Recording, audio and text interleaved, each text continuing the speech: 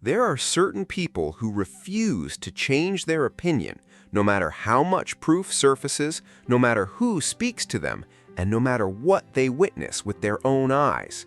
Once they make up their mind, that verdict is locked in. Charleston White has never been known as someone who backs away from his words.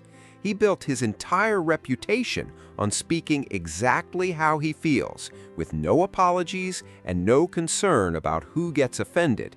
He became famous for saying the things others are too afraid to say, loud, blunt, and completely unapologetic.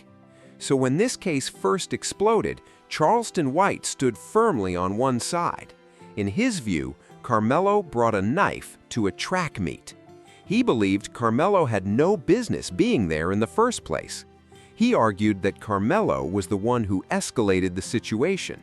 To him, Carmelo was guilty, and he made that position crystal clear, publicly, confidently, and without hesitation. Then, something happened that nobody saw coming. Charleston White sat down face to face with Carmelo Anthony's father. One conversation changed everything he had been saying. Suddenly, the words he once stood on were nowhere to be found. He stepped in front of the camera and delivered a statement that shocked almost everyone watching. "I want to take the time to apologize to Carmelo Anthony's family. I was completely wrong about that young man. And trust me, you won't believe how things unfolded from there." Today, we're breaking down what really happened, why Charleston White had a change of heart, what information shifted his perspective, and why this story is far more complicated than people on either side are willing to admit. Since I said that, I want to take the time to apologize to Carmelo Anthony's family. Man, I was all the way wrong about that kid. I was all the way wrong about that kid. Yeah, he was just indicted. I was all the way wrong about that kid. I met with his father. I've been meeting with his father regularly, and I had opportunity to talk, peace and love. He go beat these charges. I was under the impression that he brought a knife to school. So I'm taking knife to school, fuck him. He didn't take a knife to school. He didn't even know these two white boys. These two white boys just came over because he was with another kid that knew those white boys. So he a new black kid who he big old white boys, big white boys. He was a small frame kid. One of the white boys was on that side, one of the white boys on that side. So either way go, they had him locked in.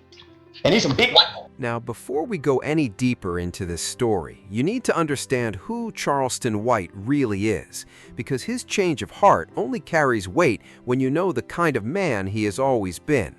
Under normal circumstances, changing his position is simply not something people expect from him. Charleston White was raised in Fort Worth, Texas. As a teenager, he ended up serving time behind bars.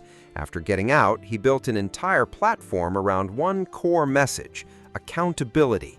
More specifically, accountability within the black community. He has spent years speaking on street culture, crime, and what he believes many young black men are getting wrong. And throughout all of that, one thing has remained consistent. He almost never backs away from anything that comes out of his mouth. That is not an overstatement. His entire image has been built around one message: I said what I said, and if you don't like it, come see me. He has gone at rappers, activists, community leaders, and people both bigger and younger than him. Yet through every controversy, Charleston White has never been known for taking back his words, which is exactly why this situation grabbed so much attention. Because when a man like Charleston White stares into a camera and admits he was completely wrong about a case he had already judged publicly, people pay attention. That is not something you see every day from this man. And the fact that one meeting, one conversation with one father caused that shift tells you something powerful must have been said. Because it wasn't attorneys who changed his perspective. It wasn't an argument on social media. It wasn't anything that happened inside a courtroom. It came from a father sitting across from him and sharing the truth as he saw it about his son.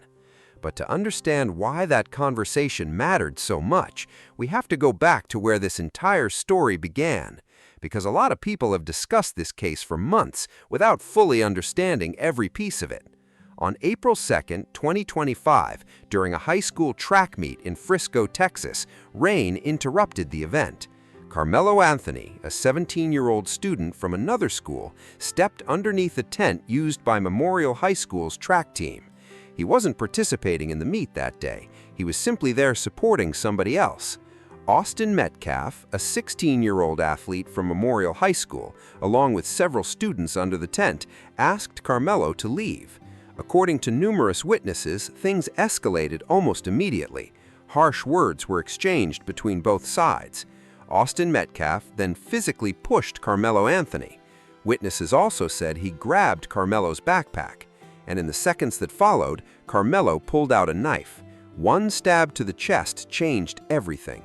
Austin Metcalf collapsed backward into the arms of his twin brother. He died at the scene. Carmelo was taken into custody right away. His legal team argued that he acted in self-defense.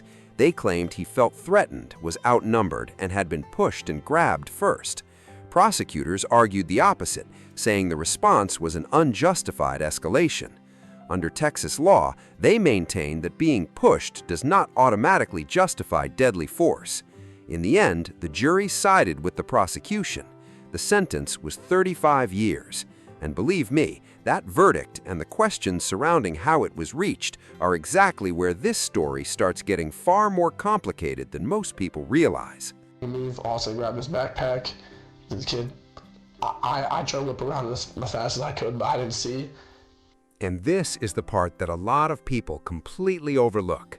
Long before Charleston White changed his stance, and long before he ever sat down with Carmelo's father, he was firmly on the opposite side of this story. He was publicly saying that Carmelo brought a knife to a track meet. He argued that Carmelo had no legitimate reason to even be there. In his mind, the entire case was simple and easy to understand.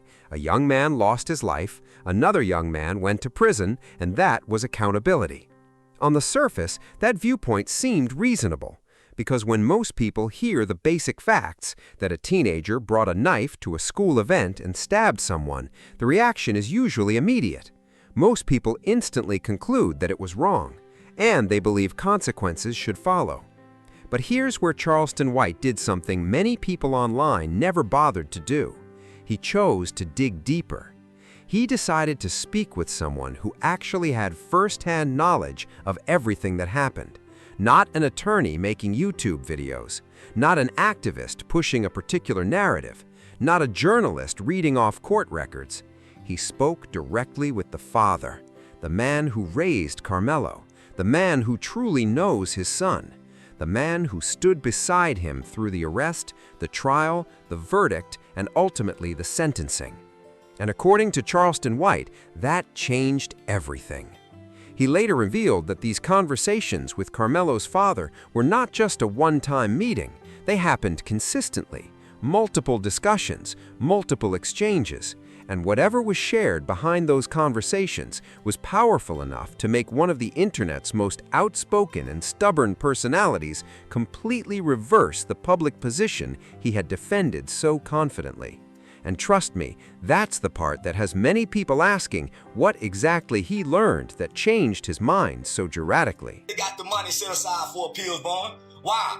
All white jury? The judge and the DA are buddies, along with the dad, best friends. That's been our trump card. We've been holding, already knew that. God has spoken, and you cannot make me believe that as many gray-haired white women on that jewelry that's dealing with white guilt about going to heaven is not gonna have no compassion about a kid that's been straight A from the time he's ever read a book in school, has no history of violence, has saved children's lives by risking his own life by jumping in to save somebody from drowning. This kid has no violence. Austin, on the other hand, is a violent with some allegations hanging on his. That's why, man, they coerce them kids. But one thing about kids can't lie to professionals under pressure. When you was told, when you gave a statement in the beginning, you can't come back and amend it later and say, well, I meant. No, what you said that night is law. Back up right here. All them white people talking about what they gonna do, they ain't gonna do If you think they're gonna find him guilty and they just put manslaughter on as a charge and it wasn't on there in the beginning, you don't know law. Yeah. We already got the money set aside for appeals bond. Why? All white jury, the judge and the DA are buddies, along with the dad, best friends. That's been our trump card. We already knew that. But we wanted everything to play out how they had it. I can't wait till the family, we waiting on it. So what was it that Charleston White heard that completely changed his perspective? What did Carmelo's father reveal that made one of the most outspoken voices on the internet suddenly reverse course? Charleston White eventually explained it himself. According to him, Carmelo didn't even know those two white boys personally. He wasn't at the event looking for trouble or targeting anyone in particular. He had gone there with another young man who happened to be familiar with Austin Metcalf and the people around him.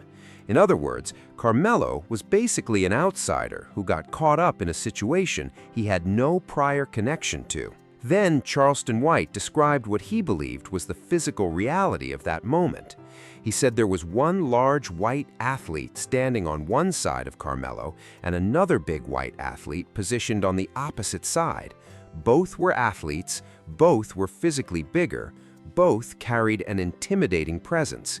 Meanwhile, Carmelo was described as a smaller-framed teenager. According to that account, he was effectively boxed in, one person on each side, no clear way out. Charleston White even said that whichever direction Carmelo moved, he was trapped. And when you stop and really picture that scene, it becomes easier to understand why this story remains so controversial. Imagine being 17 years old. Imagine being smaller than the people around you. Imagine standing at a track meet where you barely know anyone. Now imagine two much larger athletes surrounding you from both sides. One allegedly pushes you, another grabs your backpack, and in that moment, fear starts taking over. That was the picture Carmelo's father painted for Charleston White. Not the image of a violent teenager hunting for trouble, but the image of a frightened kid who felt cornered and made a split-second decision he can never undo. And what makes this so fascinating is that Charleston White, a man who has spent years preaching accountability above everything else, listened to that version of events and ultimately believed it. I've been meeting this father regularly, and I had opportunity to talk, peace and love. He go beat these charges. I was under the impression that he brought a knife to school. So I'm taking knife to school, fuck him. He didn't take a knife to school. He didn't even know these two white boys. These two white boys just came over because he was with another kid that knew those white boys. So he a new black kid who these big old white boys, big white boys. He was a small frame kid. One of the white boys was on that side, one of the white boys on that side. So even though they go, they had us locked in. And these some big white boys. These are some big, violent, aggressive white boys who got guns. And not only that, the one he killed whooped their daddy. See, the dad coming into the picture playing like he been around. The dad ain't been around. We would think the black dad ain't around. The white dad ain't around. The mother don't even identify the daddy as the husband. So he must have been an abusive father. He ain't even been in their life. So he just come and get the light. He just come and get the light. So he'll low down dirty. His sons are bullies. They bullying on the kid. They no, because he's black. Get him up under the chin. Man, y'all tripping. I ain't going nowhere. And they got a reputation of beating up people. The one he had to stab, he broke his daddy's lip loose. Big old strong cracker. He should have killed both of them. Just mind his motherfucking business. That don't bring harm to nobody. This kid ain't a bad kid. These bully white boys just fuck with the black baby. So now they trying to make. But Charleston White changing his mind was not the only bombshell that surfaced after the verdict came down. Because while many people were still trying to process the 35-year sentence, another development suddenly grabbed everyone's attention. A photograph emerged. And according to those discussing it, that image raised questions that go far beyond the debate over whether Carmelo Anthony was guilty or innocent. The picture allegedly captured 3 individuals together at what appeared to be a private social event. The judge who oversaw Carmelo Anthony's trial, the district attorney who handled the prosecution, and Austin Metcalf's father, the father of the victim, were all reportedly seen together. According to a former judge, the setting looked like some type of intimate social gathering. That alone sparked immediate controversy, And it became even more interesting when a former judge publicly addressed the photograph. She spoke very clearly about how situations like this are viewed from a legal standpoint. According to her, whenever she served on the bench, if she had any type of personal connection to someone involved in a case, she would remove herself immediately, even if it was just a social acquaintance, even if they had never stepped foot inside her home, even if they had simply campaigned under the same political ticket. She said she would voluntarily recuse herself without waiting for a request or legal motion, because in her view, maintaining fairness demanded it. And according to her interpretation, the image in question suggested something much deeper than a casual acquaintance. What appeared to be shown was a personal social relationship involving the judge, the prosecutor, and the victim's father. And if that relationship was never disclosed to Carmelo Anthony's defense attorneys, the implications could be enormous. Because at that point, the issue goes beyond ethics alone. It could potentially become one of the arguments used to challenge the conviction during the appeals process. And trust me, that possibility is exactly why this photo has become one of the most talked about aspects of the entire case. Out to Secret Service Sam, he has released this photo, which is allegedly a photo of the father of the victim in the Carmelo Anthony case, the district attorney, and the judge. If true, this is a huge issue. Previously, I served as an associate judge, and later on, I had cases in front of other judges. When I would have those cases in front of those other judges, every last one of those judges, sua sponte, meaning without motion, recused themselves out of fairness. That's just what you do. Now, mind you, regarding those other judges, I had never been to their homes. It was nothing personal. We just knew each other socially. Some of us had run for judge together on the same ticket, but I didn't know their personal business. We had never even gone out to eat. This appears to be an intimate gathering of some sort.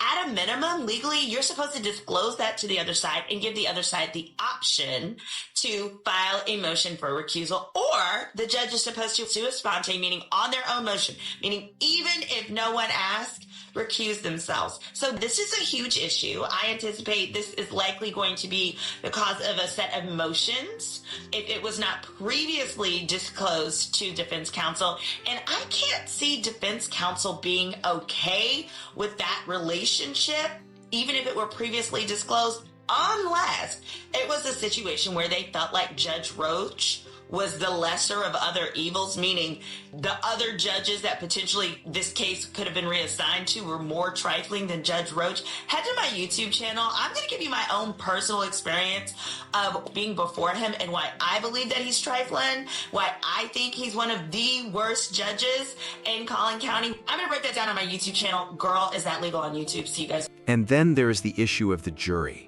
Because for many of Carmelo Anthony's supporters, that controversial photo was only part of the story. They argue that there were other things about this trial that raised serious questions about fairness. When the guilty verdict was announced, with Carmelo Anthony standing there, emotional, trembling, and leaning into his attorney for support, one comment from inside the courtroom immediately caught people's attention. According to that person, the makeup of the jury told its own story.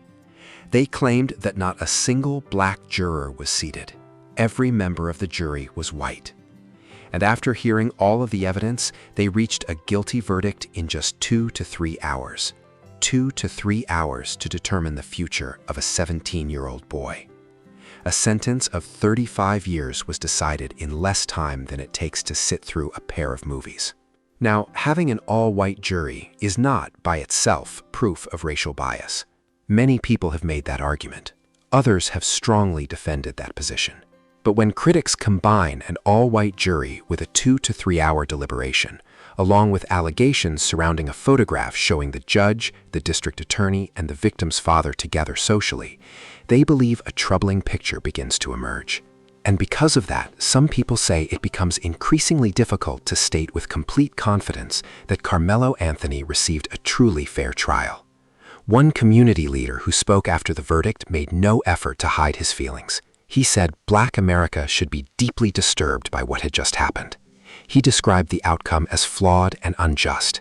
He also revealed that the Next Generation Action Network had already committed the first $10,000 towards securing an appellate attorney. And according to him, this battle was far from over. In fact, he said the real fight was only beginning, and you won't believe how many people are now watching to see what happens next. It showed very clearly that a black boy was allowed, not one black soul on a jury. An all white jury convicted him in 2 to 3 hours. We know that they did not prove their case, but we know that the Next Generation Action Network put the first $10,000 towards an appellate attorney. And we will fight Collin County like hell. I respected this process.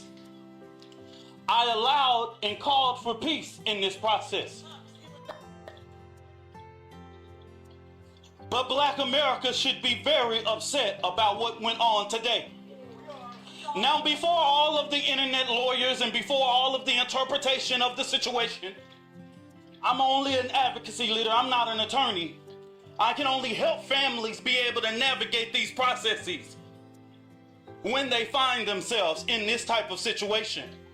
I can only allow lawyers to be what they are, lawyers.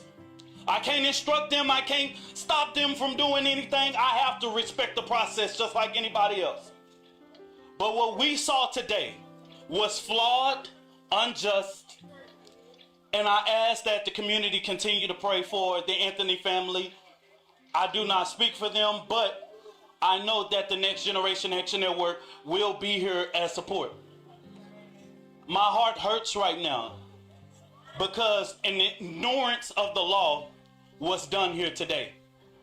Clear, we posted the jury instructions, and right now what we are seeing is a travesty. On the very same day, the Anthony family left that courtroom in tears, devastated and overwhelmed.